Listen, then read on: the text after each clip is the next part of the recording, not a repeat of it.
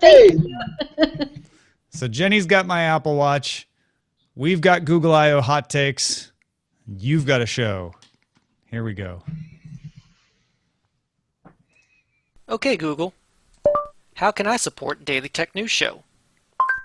You can show your support for Daily Tech News Show by donating to their Patreon. Visit patreon.com/acetech. That's patreon.com/ACEDTECT. This is the Daily Tech News for Thursday, May 28th, 2015. I'm Tom Merritt. Joining me today, as he does usually on Thursday-ish, Justin Robert Young is with us. How you doing, Jerry?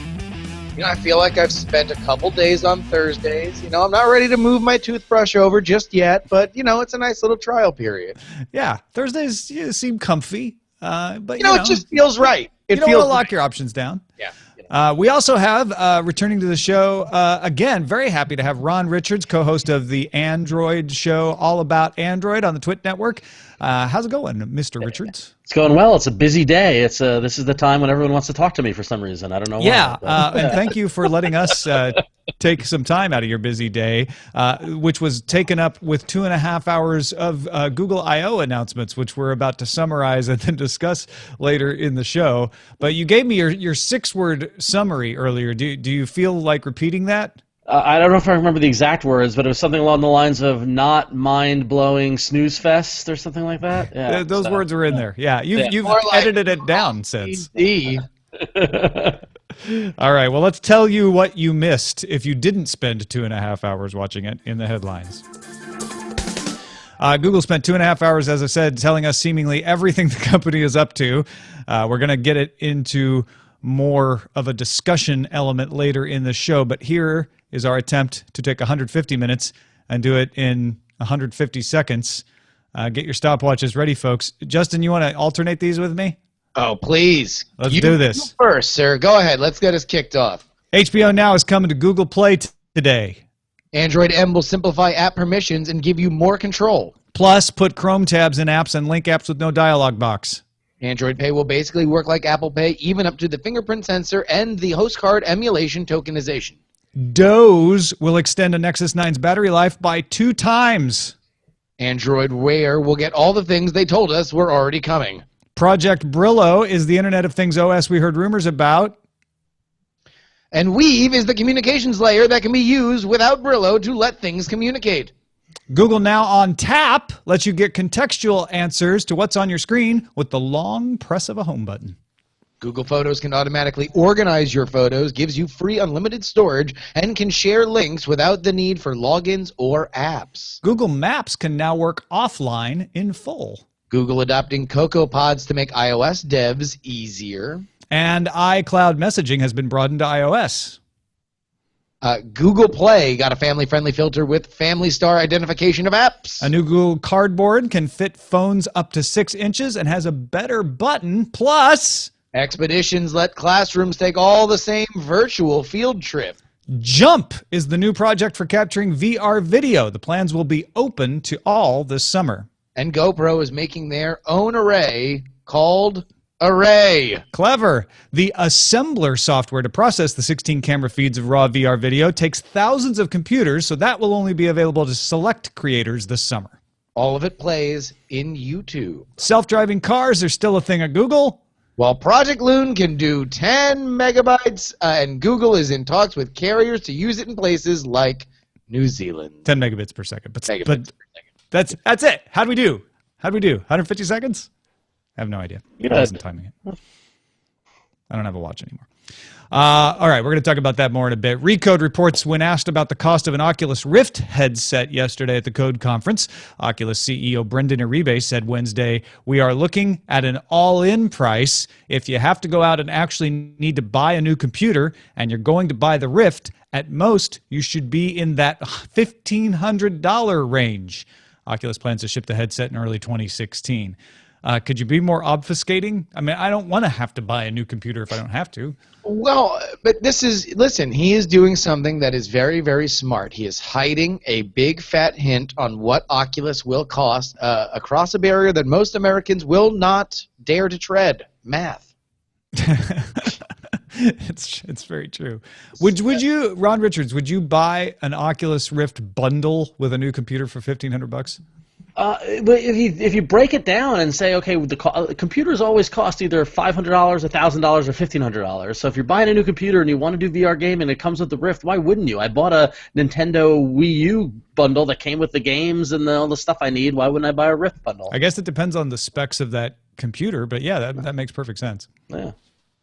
Meanwhile, CNET reports on 3 concept announcements from Lenovo Tech World Wednesday, a smartwatch called Magic View that has a second screen that uses optical reflection to create a virtual display 20 times larger than the standard, a concept called SmartCast, which would project a virtual keyboard from a smartphone and could also display content and games, and smart shoes, which would track your heart rate, calories consumed, and display fitness info and even map directions on screens embedded in the shoes. Breathe in deeply, listeners, because this is the coolest that will ever sound as reality crashes.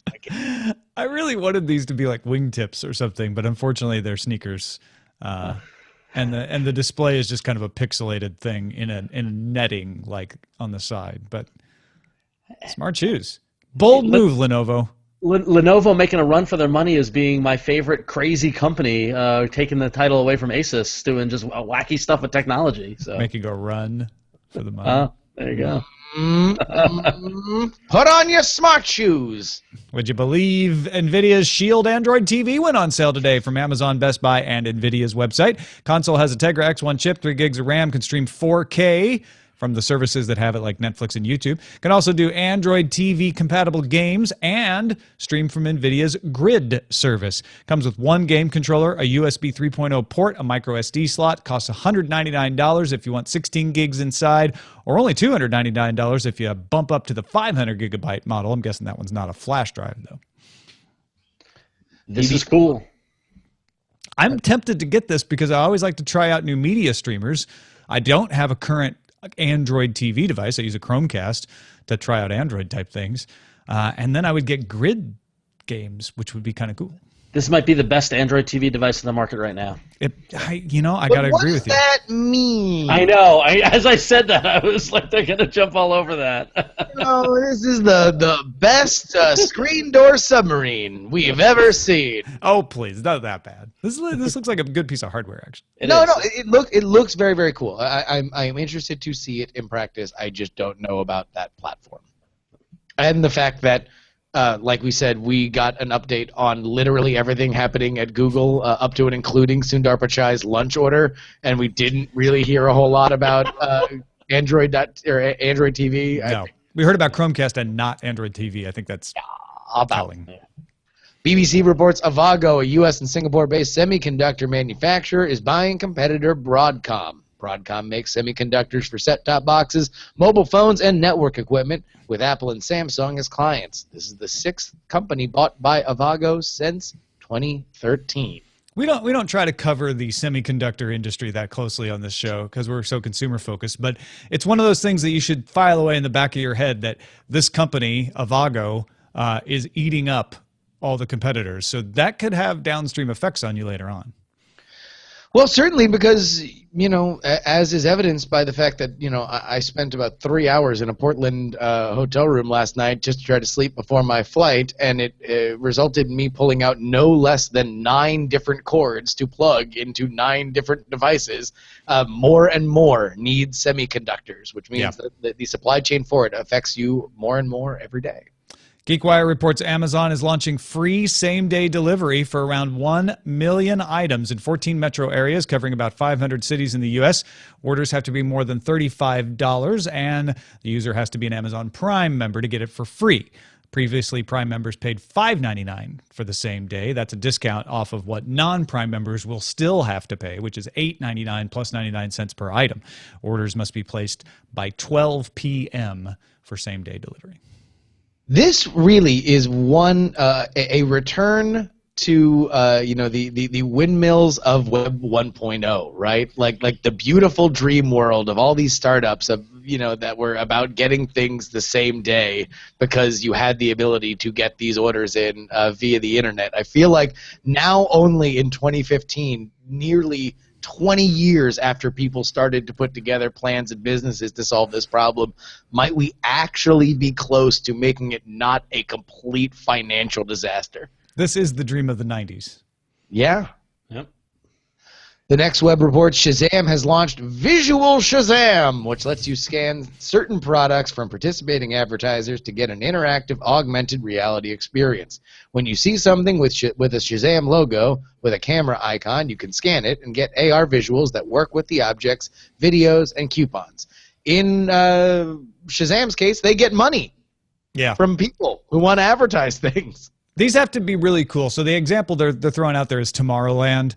So if you see a Tomorrowland poster, you can scan it with Shazam Visual or Visual Shazam, and then you're in Tomorrowland. You have this like augmented reality experience where Tomorrowland leaps up around you, which goes with the conceit from the trailer of her picking up the pin and suddenly she's out in the cornfield outside Tomorrowland. Ron, is this enough to get people to want to do this, though? I mean, especially because they all know it's ads at the end. Yeah, I mean, so Shazam is making QR codes look like their logo? It's just product scanning. There can be QR codes or not. Yeah. It's the shape of the product though but it's the same action. It's to point your phone at something and scan it and have something happen. And we were told QR codes and people doing that would be the future. And when was the last time you actually did that? Oh, in fact, I believe that, there is that famous, go ahead and Google it, the ultimate QR code flowchart of should I use a QR code? One line, no. But really, one line, seriously, no. It's good for Shazam. Shazam has found a niche in being a way that advertisers can actually verify that people are seeing their message, which has been the bugaboo about display advertising since Papyrus. So, this is good for them that they can offer a branded solution. I think that they are a smart company that is figuring out a way to monetize their platform. In terms of a consumer thing, I don't think even if they open sourced it and told everybody to do their coolest possible thing with it, that it would be something that would really, really, really take off. Ars Technica reports. Oh, sorry, Ron. Didn't know you were going to. Oh, no, I just said make that money because I want to appeal to an urban demographic. Ars Technica reports Twitch has updated its rules of conduct to prohibit streaming of adults-only rated games. Previously, Twitch banned individual games with overly sexual conduct or gratuitous violence. Games not rated by the ESRB may still be banned individually, and 5 such titles are currently listed as banned. Players breaking a ban will receive a temporary suspension, at least the first time. And I'm sure the Twitch community will take it in the spirit it was offered. Oh, of course. Mac Rumors reports that Apple is partnering with Postmates to offer same-day delivery for certain products in the Apple Store app. The option will only be available in areas Postmates serves and seems to be starting only in the San Francisco area. Delivery charges depend on location and distance, and this is specifically targeted to me getting homeroom mac and cheese and another Apple Watch. I think this is exactly why this was announced, and I'm just going to go on the record and say, listen, guys, you got me. I'm in. Fine. I'm really uncomfortable with this Apple Watch band, and I'm hungry. Postmates to the rescue. Time now for some news from you. We get all kinds of these things. All the stuff we talk about comes through our subreddit, dailytechnewsshow.reddit.com. But when we're deciding what we think is most important, we use our own judgment, but we like to know what you guys are into as well. So go vote, dailytechnewsshow.reddit.com. Habichuelacondulce submitted the top vote getter today. It's an EFF post detailing a leak of the secret trade and services agreement, a.k.a. TISA. It's cited alongside the Trans-Pacific Partnership and the Transatlantic Trade and Investment Partnership as current trade deals that could be signed with the U.S. President's Fast Track Authority, which means he doesn't have to get congressional approval. TISA includes provisions to require signatories to protect privacy, enforce a version of net neutrality, introduce anti-spam laws, and require disclosure of source code in certain situations. TISA would also prohibit countries from requiring data to be stored locally to customers. Now, you may sit there and think, wow, those all sound like great things. I'm in support of those. The devil's in the details of how they're implemented. And really what the EFF is pointing out is, do you want these decisions made without any public debate? Because that's what's going to happen. Captain Kipper submitted the GeekWire report that Amazon is launching free same-day delivery for about 1 million items in 14 metro areas, covering about 500 cities in the U.S. Orders have to be for more than $35. Hey, wait a minute. Didn't we already read this?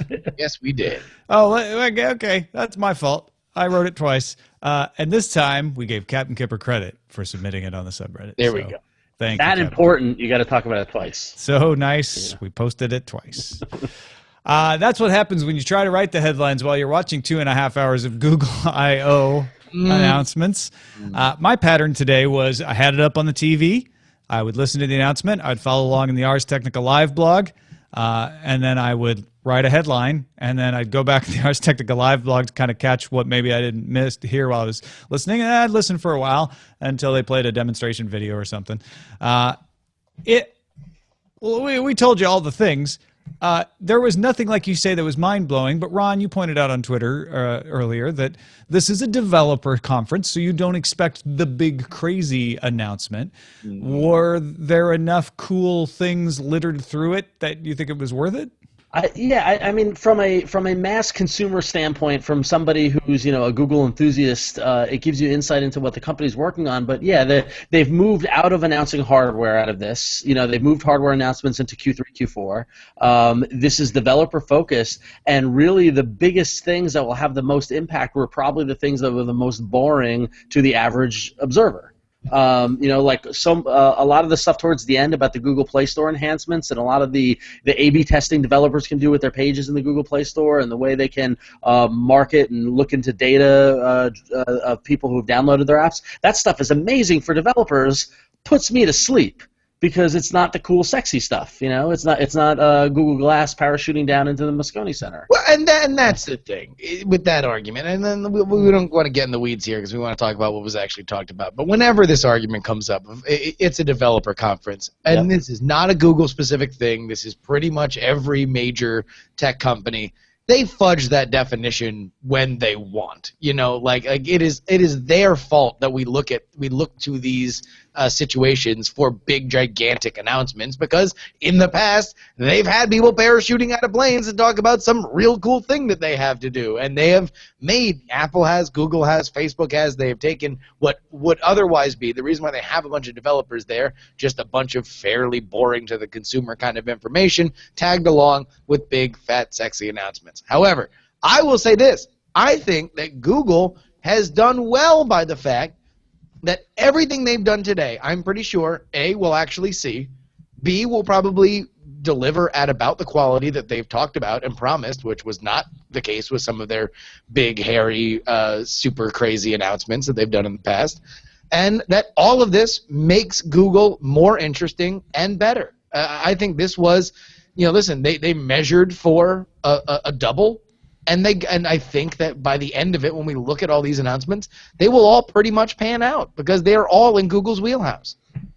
Yeah, and I think that a lot. I mean, it goes to show a lot of the stuff that we looked at that we were talking about leading up to this about the new Photos platform. Of course, Android M, which is the big new, the next iteration in the Android operating system. These are all things that we saw indications of that we were expecting it. So when I said it wasn't mind blowing, it's because there was no surprise. There wasn't anything that like knocked me off my socks that I wasn't expecting. That said, the stuff that they went into was really, really meaty and really good. I mean, like the improvements that we're seeing in Android M, whether it's around enabling fingerprint detection and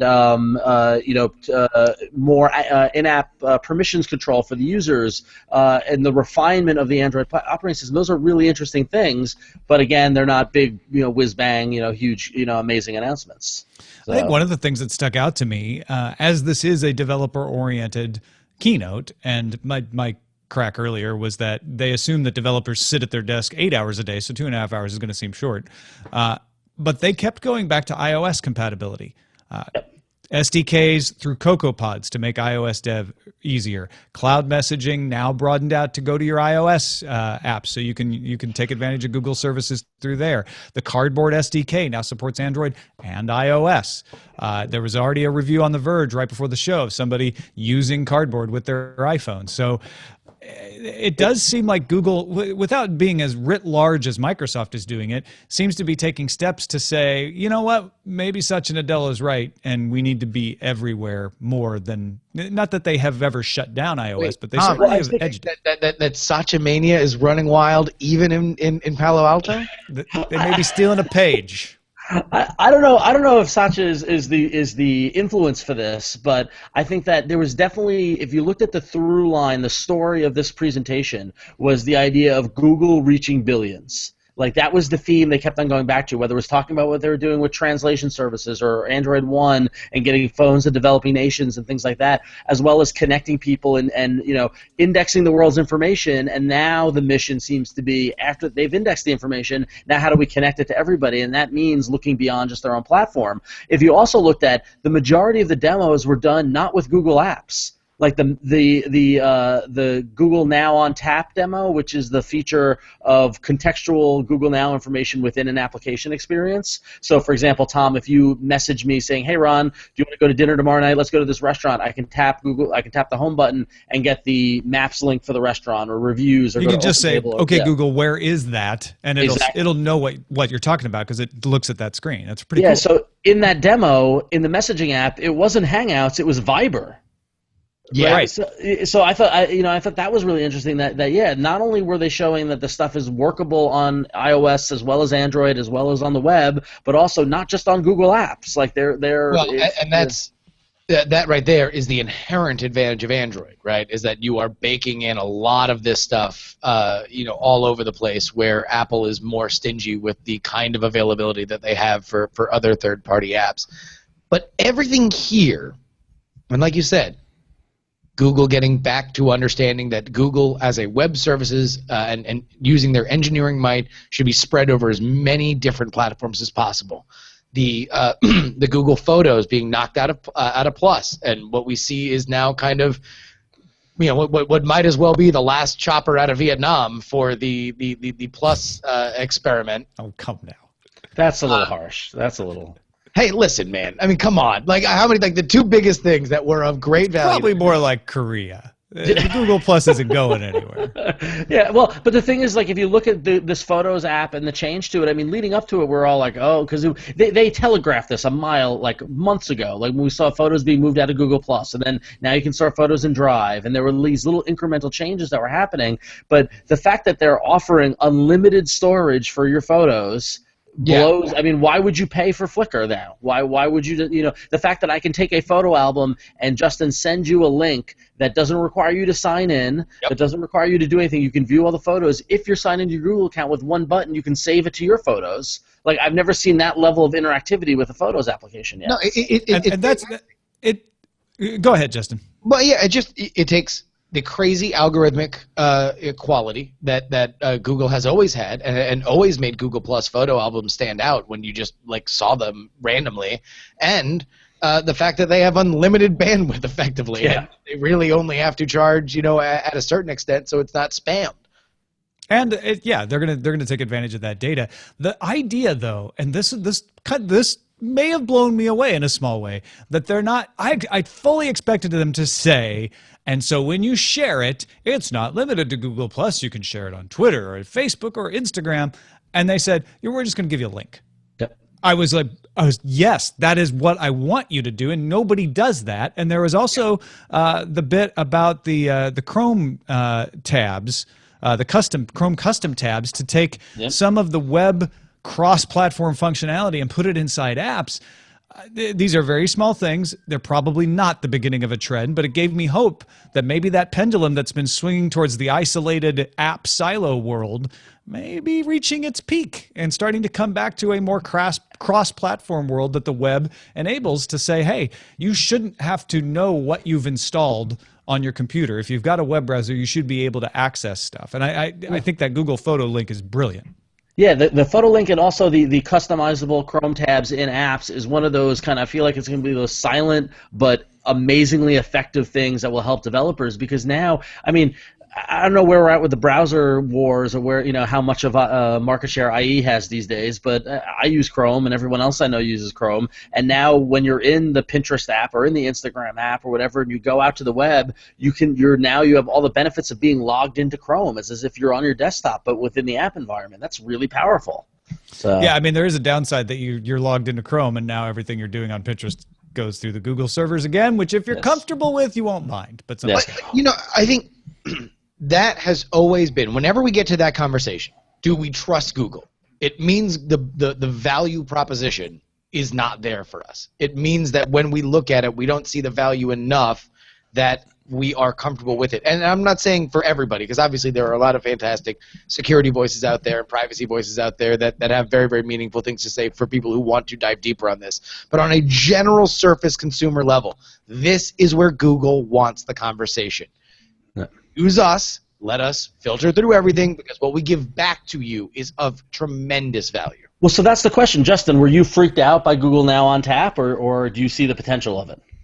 I am not wild about Google Now on tap, more because it feels like the very googly kind of like we could make this work, so let's pretend like it's going to be a thing that everyone's going to use all the time kind of feature. Like I think it's interesting. I'll be curious to see it in process, and like most Google things, it's not that I think that the idea is not there. I think that the idea will be what makes Android continue to be a very vibrant and interesting platform as it becomes more seamless than even just touching your finger.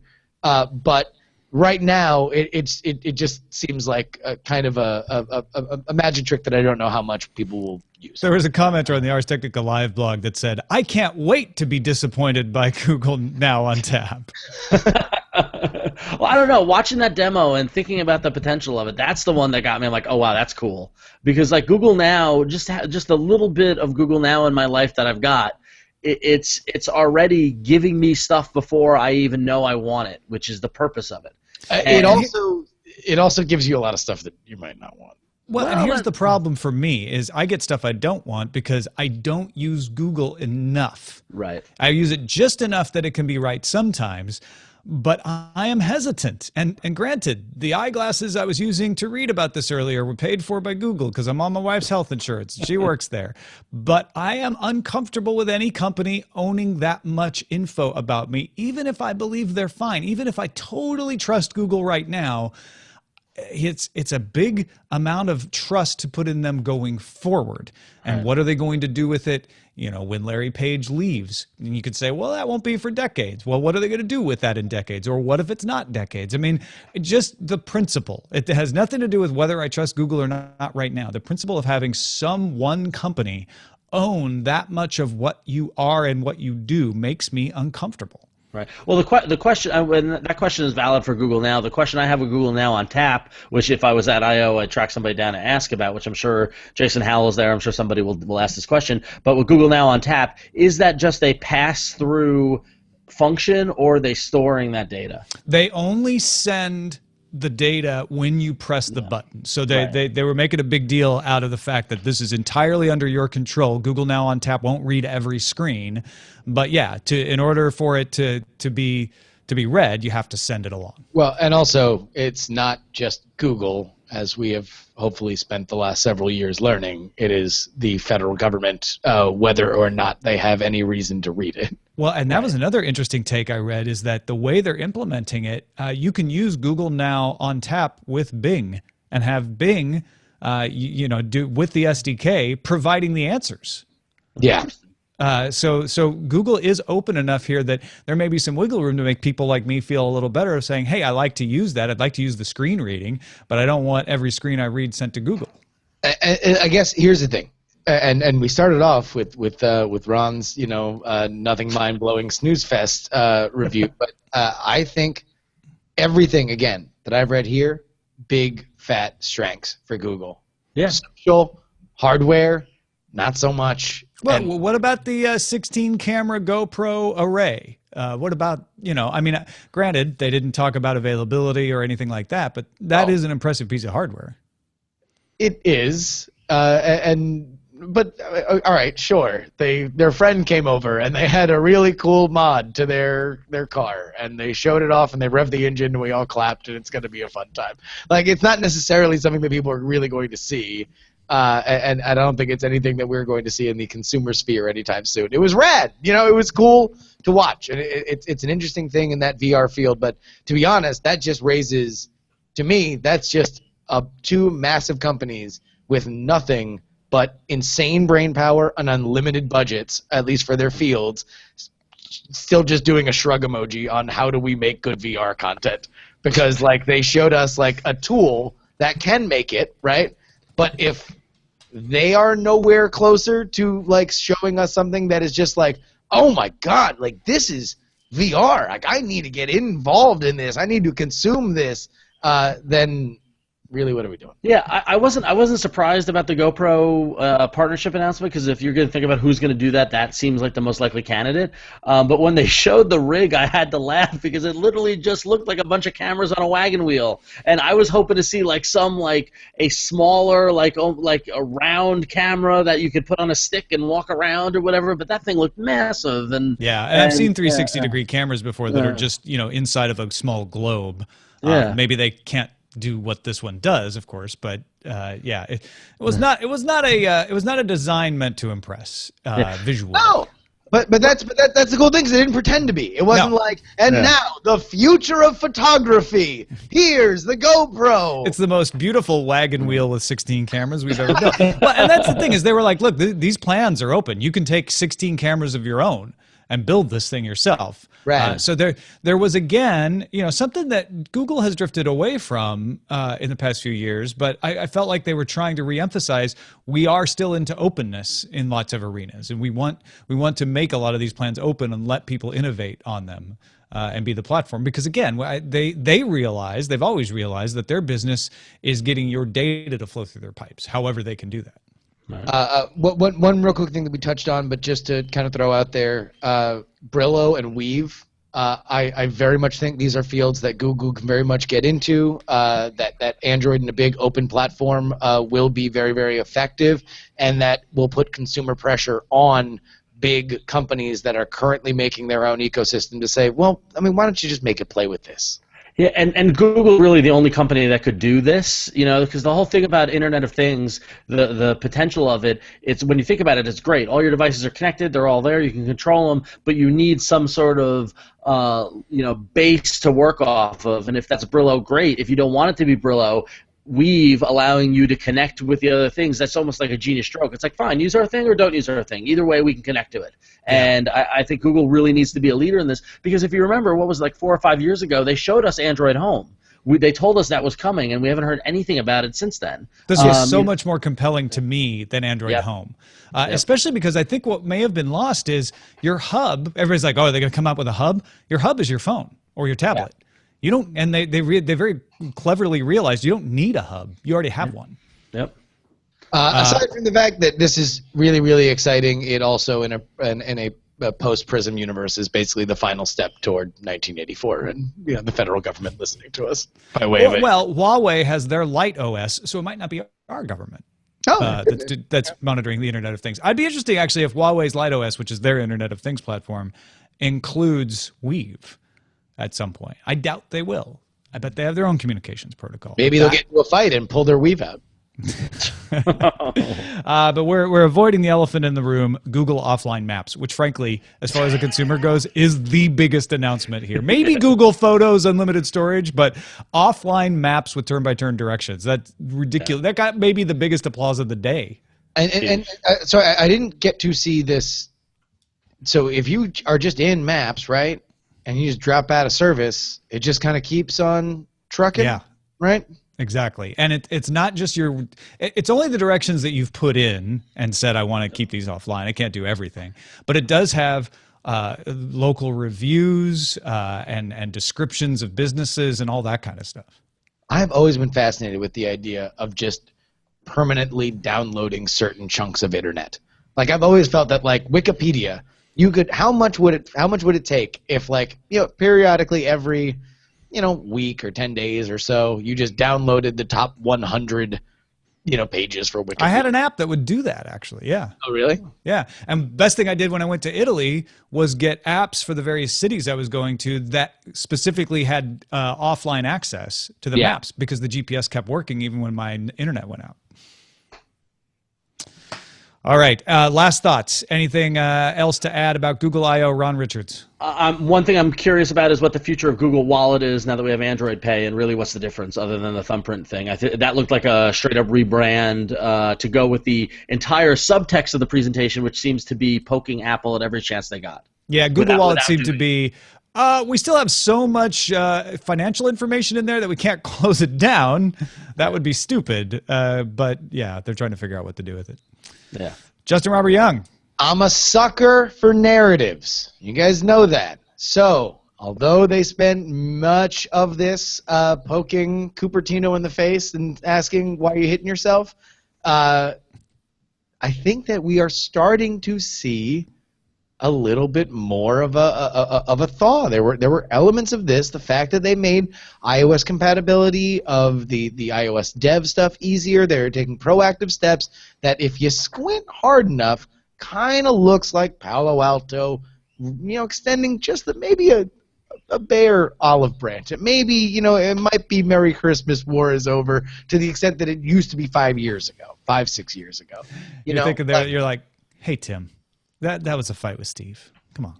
I don't know. I think that's. I mean, I'm a really optimistic guy, but I was reading into stuff. I mean, like calling out the number of watch faces on Android Wear was just a direct, like, oh yeah, you came out of the watch. Well, look at what we got. Like it was. So I mean, as much as there's a hey, let's stop fighting and play soccer, I think there's also I'm keeping you at arm's length though. Well, no, absolutely. Let's stop fighting and play soccer. Remember, ends up with, okay, Christmas is over, back into your trenches and start killing each other again. Well, I mean, all right,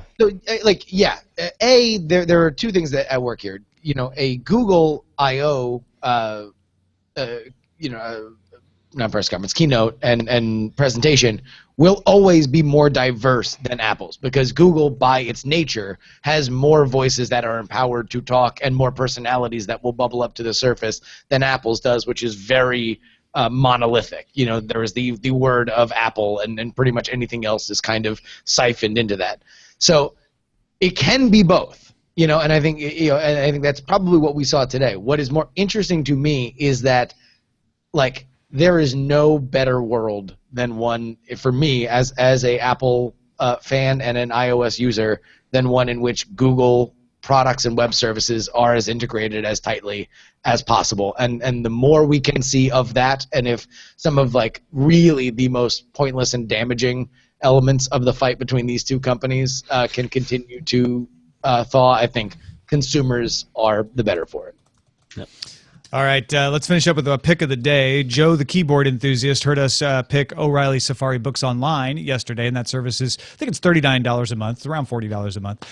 Joe says, hey, just wanted to mention that if that Safari Books Online was interesting to you, but the price was too steep, check your local library. I can access Safari for free with my library card. I'm not certain that it's the full selection of the book, but it's certainly a lot.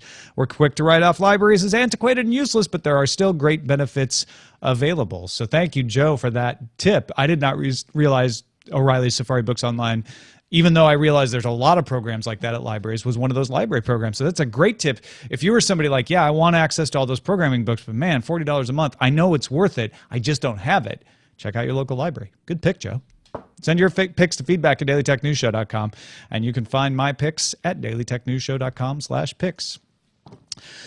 Justin Robert Young, a pleasure as always. Continue to follow Justin on the Twitters. It's twitter.com/JustinRYoung. And of your many podcast principalities, are they empires? No, fiefdoms, maybe. Fiefdoms? I like that, yeah. Which one would you like to mention in particular today? You want to know what? I would like, because I always wind up listening. Lately, I've been on Thursday, so I always try to listen to a few episodes that came before, just to give me a refresher course and everything. So I've listened to a lot of the Scott Johnson Wednesday episodes. And I would like to remind anybody that for whatever reason only knows me on this show, that I am on the morning stream every Tuesday, except for this week when there's technical issues. But in general, every Tuesday I'm on with Scott and Brian. It is one of my favorite things that I do every week, so go ahead and check that out, the morning stream. What do you talk about on the morning stream, Justin? Whatever in the hot ham water I want, Tom. Check it out, frogpants.com/live or Alpha Geek Radio, actually. On Wednesday mornings is when it's really good with me and Nicole, but Tuesdays isn't bad. I think this Wednesday episode is really good because I did the news. All right, Ron Richards. Follow him as well, Ron XO on Twitter. And, of course, All About Android, co-host with Jason Howell there. Anything else in particular you want to let folks know about? I'm sure you guys will be breaking this down more on the next All About Android. Yeah, so every Tuesday, well, now Twitch changing stuff, so it's whatever. Go subscribe, and you can check that out. But yeah, we'll break down Google I/O and we'll talk about all the good Android stuff. You can check that out over at twit.tv/AAA. And just follow me on Twitter. I'm working on some stuff, nothing that I can announce yet. But if you like comic books, go check out ifanboy.com, a wonderful podcast that I co-founded. And I'm not on it, but I listen to it, so you should too. So. Excellent. Thank you to our patrons, 5,048 people, keeping us strong and able to continue to do the show. Patreon.com/AceDetect to be a regular patron of the show. And there's certain benefits like the treasure chest of pre-show and post-show audio, etc. Or if you just can't support that way, but you want to support the show, there's all kinds of other ways. DailyTechNewsShow.com/support, even if it's just telling folks. Our email address is feedback@DailyTechNewsShow.com. You can give us a call, 512-529-DAILY. Listen to the show live on AlphaGeekRadio.com, Monday through Friday at 4:30 Eastern. Visit our website, DailyTechNewsShow.com. And we'll be back tomorrow with Darren Kitchen and Len Peralta. Talk to you then. This show is part of the Frog Pants Network. Get more at frogpants.com. Diamond Club hopes you have enjoyed this program. You okay, Jenny? What? Yeah, it was a great show. It must have been Django that I heard a big thump as soon as the show ended. Oh, no. Good show. Thank you, guys. Yeah. That was great. Fun times. I could go on for hours about this. Oh, man. The Googlers. What are they going to do? Just announcing stuff, having a good time? I should do a show about this. Oh, wait a minute. You could do it all about Android. The irony is that I'm missing next week's show with the breakdown. Oh, really? Yeah, because I'm leaving Saturday for a wedding in the Bahamas, and I'm going to be flying nice back. though. Yeah, I know. Yeah, exactly. Good reason Love not those to. destination weddings. Good friends. Yeah, I know. Ooh, but no, it'll be fun. I'm not complaining. But I had one of my favorite weddings I ever attended was Turks and Caicos Islands, which is also in the beautiful Caribbean. there. Yeah. Gorge. And it's one of those places I would never go. I would never go unless my friends were like, "Look, we're getting married here. You have to go." I'd be like, "Well, I have to go." Yep, got to do it. You know. All right. All right. Cool. One thing about this Apple Postmate story, which we obviously had to get to the I/O stuff, but I'll be curious to see if it's banned on delivery on like launch days. Let's say like on a new iPhone or something like that. Oh yeah, just you bypass the line. Well, it's select products, right? Not every product in the app is available. So yeah, they're gonna say, oh yeah, no, Apple Watch can't get an Apple Watch delivered. Sorry. But you got to wonder whether or not in a new world, and listen, there are a lot of people that are rushing to this like single day delivery and trying to get the upcharge on people who want to have it as fast as possible. That there is a few brands which with a greater I need to have this today kind of following, and I am willing to pay top dollar for it than Apple. I don't think it's now. I don't think it's this deal. But I'm curious to see if the world of waiting in line is less, and the world of paying for the first however many slots to get it delivered. You could TaskRabbit it, right? You could just work around it right now.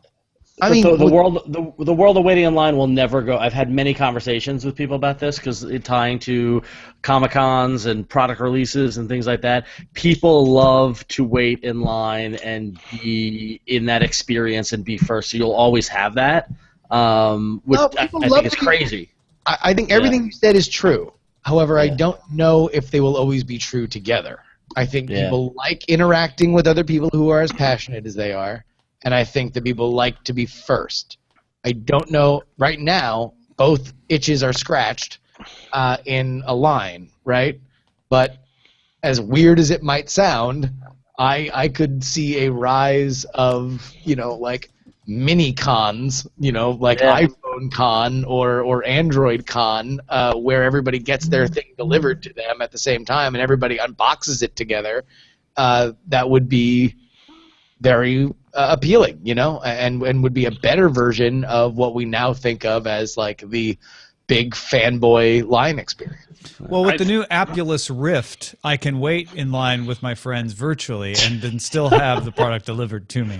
I think there'll be unboxing parties. They already have them.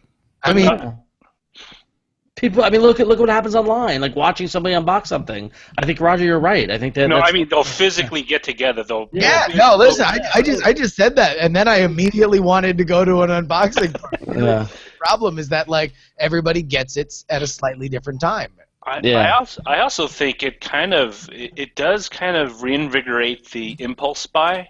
Like, the Amazon Prime 2-day shipping was pretty good for that. Like, if I were shopping for something, it's like, it may take a week. Do I really want it? And you kind of do this kind of math in your head. But if you can get it the same day, the more impulsive nature is, well, I'm going to get it today. I'm going to get it today. Yeah. And the results are immediate, or not immediate, but close to as immediate as you can get with shipping.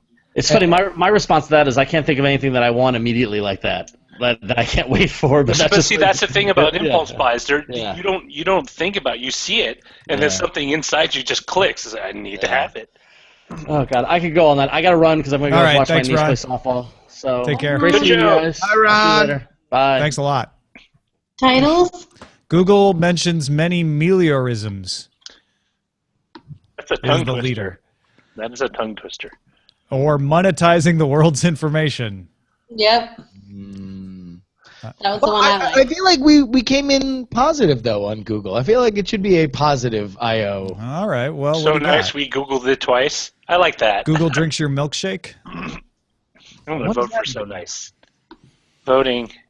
There. Number 4. Google's been busy. Or, actually, I kind of like Lou's. Google I.O. recap.